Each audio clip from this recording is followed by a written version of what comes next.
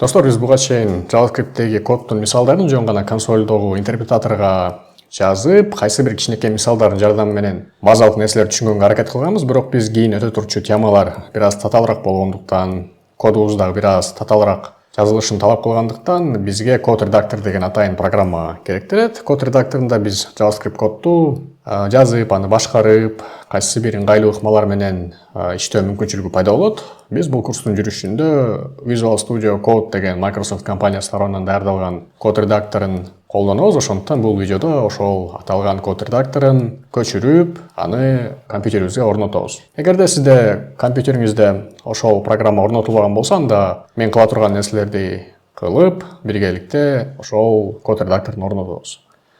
Эң биринчи кезекте достор, браузерди ачып, Google'га төмөндөгү издөөнү салабыз. Мисалы, англис тилинде Visual Studio Code деп жазабыз.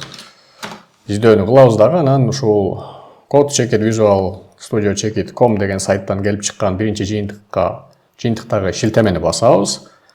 Биз бассак ушундай башкы бетке келип жеттик ушул редактордун.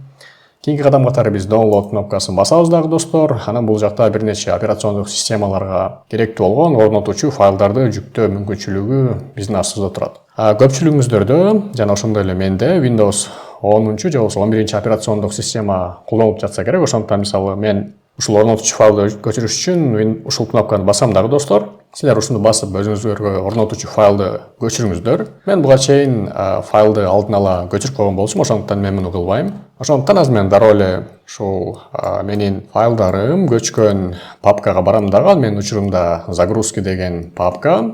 Ал жакта көрдүңүздөрбү Visual Studio Code User Setup деп ушундай exe файл деген атайын файл көчүп жатат.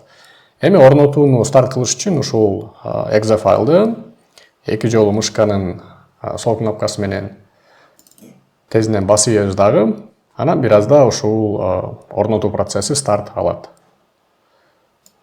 Ушундай терезе чыкты достор. Анан бул жактан я принимаю условия соглашения дегенди басышыбыз керек. Андан далее кнопкасын басабыз.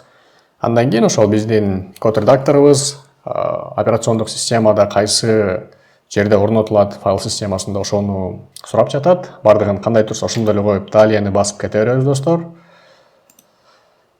Анан ушул жерде көрдүңүздөрбү, ушул выберите дополнительные задачи деген жерде создать значок на рабочем столе дегенди басып коебуз. Анткени ушул орнотуу аяктап бүткөндөн кийин бизде баягындай ярлык деген нерсе рабочий столдо пайда болуп калат дагы, иштөө столунда. Биз ошол жерден анан программаны тез старт кылып алсак болот. Андан далее кнопкасын басабыз, установить деген кнопканы басабыз. Анан файлдар распаковка болуп, ошол орнотуу процесси аягына чыкканга чейин дагы бир аз күтөбүз достор. Эми достор, биздин орнотуу процессибиз аяктады. Ушул птичканы алып коюшубуз керек достор. Анан завершить дегенди басабыз. Анан келиңиздер, азыр биз рабочий столго бара турган болсок, менде эки экран болгон үчүн башка жерге кетип калды.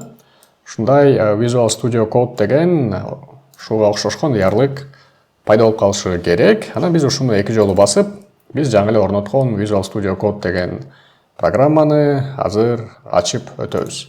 Азыр мен ушуну старт кылдым, бул жактагы файлдарды. Буга чейин ошол кайсы бир папкаларды ачкан үчүн ушундай нерсе көрүнүп турат. Болбосо сиздерде ушунда welcome деген баракча көргөзүлүшү керек. Кыскасы ушул код редакторунда достор биз кийинки жумуштарыбызды мындан ары кылабыз.